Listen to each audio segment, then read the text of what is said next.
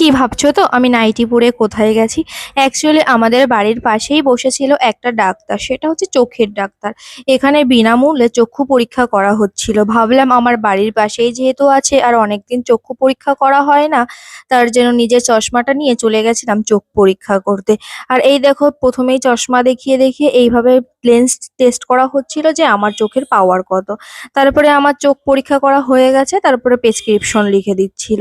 আর ডাক্তারটা আমাদের খুবই বাড়ির পাশে, ওই দেখো পাশেই আমাদের বাড়ি দেখা যাচ্ছিল। আর এখানে যার চোখের সমস্যা হচ্ছিল তাদেরকে লেন্স দেওয়া হচ্ছিল, ওই যে দূরে দেওয়া রয়েছে ওটা দেখে দেখেই চোখের পরীক্ষা টেস্ট করা হচ্ছিল।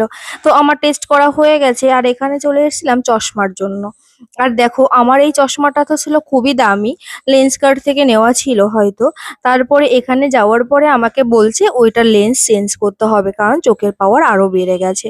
কিন্তু আমি তো ওই চশমাটা চেঞ্জ করব না, কারণ অনেক টাকা দিয়ে কিনেছি। এখান থেকে কিনলে পরে যদি নষ্ট হয়ে যায় আমার চশমাটা, সেটা ভেবে আমার চশমা আর আমার প্রেসক্রিপশন নিয়ে বাড়ি চলে যাচ্ছিলাম।